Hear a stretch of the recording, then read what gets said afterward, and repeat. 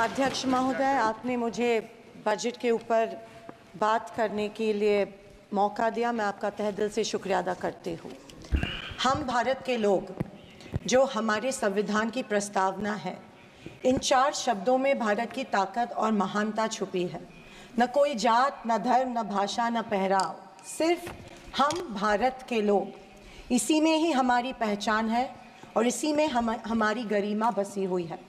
पर पिछले कुछ सालों में इस पहचान को, इसी ताकत को धर्म की राजनीति से कमज़ोर बनाया गया है।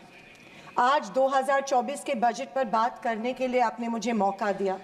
मैं थोड़ा आपको इतिहास में ले जाना चाहती हूँ। हम सब जानते हैं और पूरा विश्व ये मानता है कि कुछ शतकों पहले भारत सोने की चिड़िया थी। उस समय जीडीपी और इस प्रकार की चीज़ें नहीं थी, पर भारत इकोनॉमिकली और कल्चरली विश्व की एक महाशक्ति थी। और हम ये भी जानते हैं कि भारत में शूरवीरों की कोई कमी नहीं थी। बावजूद इसके मुट्ठी भर हमलावरों ने हमें कई बार लूटा, और न सिर्फ लूटा, हमें सैकड़ों साल गुलाम बनाए रखा। ऐसे क्यों हुआ? पहले मुगल, फिर अंग्रेज ने भारत पर राज किया। ये वो कर पाए क्योंकि सोना, चांदी, हीरे जवाहरात, पैसे की कोई कमी नहीं थी। लेकिन कमी सिर्फ एक बात की थी, और वो थी सामाजिक एकता की। धन, दौलत, ताकत कुछ मुट्ठी भर राजाओं और समाज के ठेकेदारों के पास थी। 90% समाज प्रताड़ित था, और मैं ये कहूँगी कि जानबूझकर इन्हीं समाज के ठेकेदारों के द्वारा देश गरीब रखा गया था। आज हमारा देश दुनिया की 5वीं लार्जेस्ट इकोनॉमी है, और मुझे ये उम्मीद ही नहीं बल्कि पूरा विश्वास है कि हम जल्द ही दुनिया की पहले नंबर की इकोनॉमी बनेंगे, क्योंकि इसके प्रगति की मजबूत नींव स्वतंत्रता के बाद के सरकार ने रखी थी। पर इसी के साथ आज हम सामाजिक तौर पर जात, पात, धर्म की शाखाओं में बिखरते जा रहे हैं, कमज़ोर होते जा रहे हैं। फाइनेंशियल इनइक्वालिटीज़ बढ़ती जा रही है। पैसा और सत्ता कुछ चंद ठेकेदारों के पास संचित हो रहा है, या मैं ये कहूँगी कि सत्ता की लालसा में ऐसा करवाया जानबूझ के जा रहा है। मेरी ये सब बातें कहने का तात्पर्य यही है कि समाज की प्रगति सिर्फ मजबूत इकोनॉमी से ही नहीं, समाज की एकता में है, और हमें इतिहास में हुई गलतियों को दोहराने से बचना चाहिए। बीजेपी पिछले 1 दशक से सत्ता में है, पर इनके मुताबिक आज भी हिंदू खतरे में है। क्या ये हकीकत है, या फिर बीजेपी हिंदुओं को इस डर में रखकर अपनी राजनीति चमका रही है? आप बताएं, जो संस्कृति हजारों साल गुलामी के जंजीर में जकड़ी पड़ी है, रहने के बावजूद जिंदा है, जिंदा ही नहीं सारे विश्व में अपना डंका बजा रही है, वो खतरे में कैसे आ सकती है? पर फिर सोचने पर मुझे महसूस होता है कि बीजेपी और उनकी नीतियां की वजह से हिंदू खतरे में है। एक नदी के बहाव की तरह बहती चली आ रही हमारी हिंदू संस्कृति है। सामने आने वाले हर कट्टरता के पहाड़ों को काटते हुए, हर पत्थर के सेंध लगाते हुए वो बह रही है।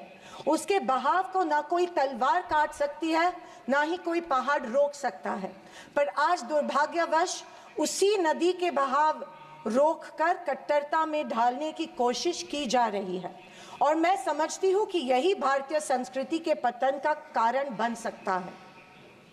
अध्यक्ष महोदय, डॉक्टर बाबा साहेब अम्बेडकर ने बनाए गए संविधान के बदौलत पिछड़े और दलित वर्ग को आरक्षण के जरिए समाज में स्थान और सम्मान मिला, पर आज वह आरक्षण भी इनके नजरों में खटक रहा है। इसीलिए सभी सरकारी और निम्न सरकारी कंपनीज का प्राइवेटाइजेशन करके इनडायरेक्टली आरक्षण खत्म करने का षड्यंत्र बीजेपी कर रही है। स्पीकर सर, इनके मुताबिक गए 2014 के पहले कोई भी अच्छा काम देश में नहीं हुआ, और कुछ महानुभावों के मुताबिक देश आज़ाद ही 2014 में हुआ। खैर, आप कितनी भी कोशिश कीजिए, लेकिन इस सच्चाई को नहीं झटला सकते कि आज जो भारत चांद पर पहुंचा, उसकी नींव इसरो के रूप में पंडित नेहरू जी ने रखी थी। 2014 से बीजेपी अपने झूठे प्रोपेगेंडा से कांग्रेस की लेगेसी को मिटाने की पुरजोर कोशिश कर रही है, पर इनकी लाखों नॉन बायोलॉजिकल कोशिश के बावजूद दुनिया इस देश को नेहरू गांधी का देश ही मानेगी। ये दुनिया की किसी भी कोने में जब जाते हैं तो इनको गांधी जी के प्रतिमा के सामने ही नतमस्तक होना पड़ता है। ऐसी सरकार और ऐसे वित्त मंत्री से हम क्या उम्मीद करें जो प्याज के बढ़ते दाम के सवाल पर कहती है कि दाम बढ़ते हो तो बढ़ने दो, मैं प्याज नहीं खाती। स्कूल कॉलेज के फीस बढ़ते तो बढ़ने दो, हम शिक्षा नहीं भक्त बढ़ाते हैं। पर फिर भी जनता की प्रतिनिधि होने के नाते मेरा दायित्व है कि मैं लोगों के प्रश्न इस सदन में समक्ष पेश करूं। अध्यक्ष महोदय, पंतप्रधान किसान सम्मान योजना के बारे में मैं बोलना चाहती हूं। पंतप्रधान किसान योजना के माध्यम से किसानों को सालाना 6,000 रुपए दिए जाते हैं।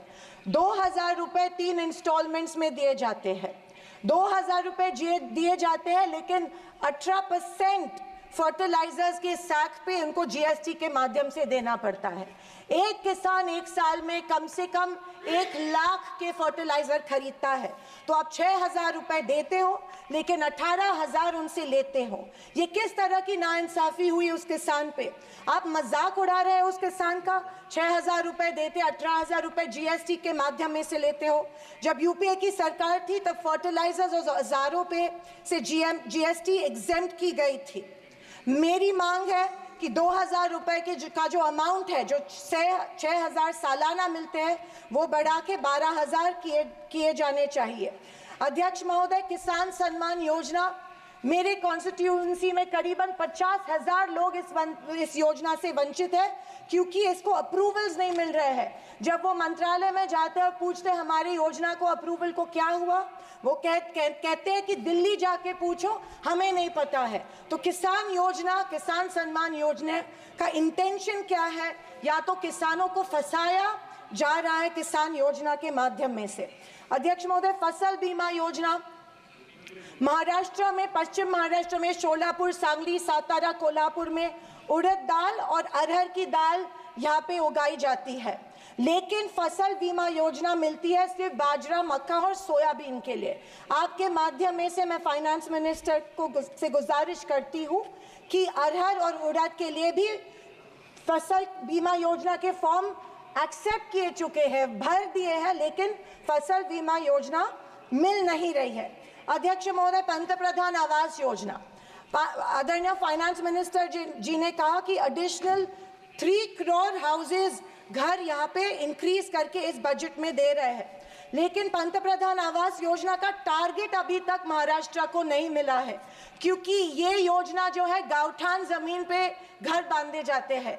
लेकिन असलियत ये है कि गांव में गांवठान जमीन है ही नहीं। जब कलेक्टर के पास जाते हैं तो कहा जाता है कि गांवठान जमीन नहीं है, गायरान जमीन ढूंढ के लाओ, हम आपको पीएम आवास योजना देंगे। अभी गांवठान जमीन लाएंगे कहाँ से? तो आपके माध्यम में से मैं फाइनेंस मिनिस्टर को रिक्वेस्ट करती हूँ कि सारे कलेक्टर्स, डिस्ट्रिक्ट कलेक्टर्स को आदेश दे कि जितनी भी गावरान जमीनें हैं गाँव में, उनको गांवठान करके पंतप्रधान आवास योजना लोगों को लागू की जाए और सारे जो पेंडिंग प्रपोजल्स हैं वो एक्सेप्ट किए जाए। और मेरी आपसे ये गुजारिश है कि 1,40,000 रुपए इस योजना के लिए मिलते हैं, ये बहुत टुटपुंजी है, इसके लिए 2,50,000 दिए जाए पंतप्रधान आवास योजना के लिए। अध्यक्ष महोदय, मुद्रा लोन 2014 में प्राइम मिनिस्टर ने बड़ी एम्बिशियसली मुद्रा लोन की घोषणा की थी। कल फाइनेंस मिनिस्टर ने इसकी जो राशि है 10 लाख से लेके 20 लाख की, लेकिन मुद्रा लोन उस पीरियड में उन्हीं लोगों को मिले जिनकी सिफारिशें बीजेपी के कार्यकर्ताओं ने की थी, जबकि सामान्य आदमी जो है, आम आदमी जो है, उसको ये लोन नहीं मिला था। सिर्फ कुछ चंद लोगों को ये लोन दिया गया था। मेरी ये मांग है कि कोरोना के टाइम पे जो लाभार्थी मुद्रा लोन का कर्ज फेड नहीं पाए, उनके लिए जैसे अपने अदानी अंबानी के लिए कर्जा माफ किया है, वैसे इन लाभार्थियों के लिए भी कर्जा माफ किया जाए, तुरंत माफ किया जाए मुद्रा लोन का जो परत फेड करने का कर्जा है। आदरणीय अध्यक्ष महोदय, माइक्रो फाइनेंस और चिट फंड्स जो दिए जाते हैं हमारे सेल्फ हेल्प ग्रुप्स को, बीड़ी कामगारों को, पावर लूम वर्कर्स को दिए जाते हैं, हमारी काफ़ी सारी महिलाओं को दिए जाते हैं, लेकिन ये माइक्रो फाइनेंस और चिट फंड्स पे के ऊपर रेगुलेटरी अथॉरिटी नहीं होती है, इसीलिए ये बेहिसाब इंटरेस्ट इन लोगों से, गरीब लोगों से लेते हैं। अध्यक्ष महोदय, मुझे इस बात का दुख हो रहा है कि कल के बजट के स्पीच में हमारी अन्न धान्य सुरक्षा योजना जो है, अन्न सुरक्षा योजना जो यूपीए सरकार ने लाई थी, उसके बारे में फाइनेंस मिनिस्टर ने कोई जिक्र नहीं किया। पिछले 10 साल से हमारे देश का जो गरीब है उसको एपीएल कार्ड धारक को अन्न धान्य योजना का लाभ नहीं मिल रहा है। 10 साल से करोड़ों लोग इस योजना से वंचित रह रहे हैं, भूखे मर रहे हैं, और जैसे शैलजा जी ने कहा था, कुपोषण का प्रमाण जो है हमारी देश में बढ़ रहा है। गरीब लोगों से जानबूझ के एक form, give up subsidy form जानबूझ के भरा जा रहा है, उनको बिना बताए कि अगर ये फॉर्म आप भरेंगे तो आपकी फूड सब्सिडी कट हो जाएंगी। ये जबरदस्ती उनसे ये फॉर्म भरवा रहे हैं ताकि उनको इस योजना, जो कि कांग्रेस की योजना थी, उसका लाभ न मिले, और इसके वजह से ढेर सारे लोग भूखे हमारे देश में मर रहे हैं। मैं फाइनेंस मिनिस्टर से ये गुजारिश करती हूँ कि एपीएल कार्ड धारक को तुरंत इस योजना का लाभ मिला जाए और सारे के सारे जितने भी लोग हैं उनको धान मिला जाए। अध्यक्ष महोदय, कल के स्पीच में आंध्र प्रदेश और बिहार के ऊपर बहुत प्यार जताया गया। मुझे उस बात से कोई कंप्लेंट नहीं है, पर महाराष्ट्र से इतनी नफरत क्यों नहीं महाराष्ट्र की तरफ उतना ही प्यार जताया गया जो बिहार और आंध्र प्रदेश के जताया गया? क्योंकि उनको पिछले लोकसभा में कम सीटें मिली, या शायद उनको अंदाजा आया कि आने वाले इलेक्शन में उनको वो चुनाव हारने वाले हैं। मैं वित्त मंत्री को बताना चाहती हूँ कि महाराष्ट्र में हिंदवी स्वराज की नींव महाराष्ट्र में रखी गई थी। कणखर देशा, राकट देशा, दगडाचा देशा, महाराष्ट्र देशा, ये हमारे प्यारे महाराष्ट्र के बारे में कहा जाता है, लेकिन अफसोस है कि महाराष्ट्र की तरफ कोई ध्यान नहीं दिया जा रहा है, सिर्फ महाराष्ट्र का इस्तेमाल किया जाता है। अध्यक्ष महोदय, रेलवेज के बारे में बोलूं तो रेलवेज में स्लीपर कोच की संख्या जो है वो कम कर रहे हैं और फर्स्ट क्लास और सेकंड क्लास की संख्या बढ़ा रहे हैं। देश का जो आम गरीब आदमी है वो स्लीपर कोच से ट्रैवल करता है, वो फर्स्ट क्लास और सेकंड क्लास से नहीं किया जाता है। मैं आपके माध्यम में से, मेडन स्पीच माध्यम में से गुजारिश करती हूँ कि स्लीपर कोचेस की संख्या बढ़ाई जाए। अध्यक्ष महोदय, मेरी शोलापुर के कुछ मांगे रखती हूँ और मैं समाप्त करती हूँ। हमारे शोलापुर में एयरपोर्ट है लेकिन एयर सर्विस नहीं है। उड़ान स्कीम में आया गया है, लेकिन जानबूझ के वहाँ पे जो चिमनी थी, ऑब्स्ट्रक्शन था, वो तोड़ा गया, लेकिन अभी तक वहाँ पे एयर सर्विस शुरू नहीं है। बोरामनी एयरपोर्ट है, वहाँ पे इंटरनेशनल एयरपोर्ट के लिए फंड्स एक बार दिए गए, लेकिन फिर फंड्स नहीं दिए गए। मैं वित्त मंत्री से गुजारिश करती हूँ कि बोरामनी एयरपोर्ट के लिए फंड्स दिए जाए। मंगलवेढ़ा जो हमारा तालुका है, वहाँ पे जो इरिगेशन स्कीम है, वहाँ के 35 गांव जो है वो पानी से वंचित है। मैं विनती करती हूँ कि वो गांव के लिए भी आप इरिगेशन स्कीम जल्द से जल्द अप्रूव करें। अंत में मैं यही कहना चाहती हूँ कि बीजेपी विपक्ष की अवहेलना कर रही है कि हमें इतनी सीट्स मिली, जनता ने अस्वीकार किया, पर आपके 400 पार का क्या हुआ? पर मैं उनसे कहना चाहूँगी कि हम स्वीकार करते हैं कि सरकार बनाने के लिए पर्याप्त सीट्स नहीं जीत पाए।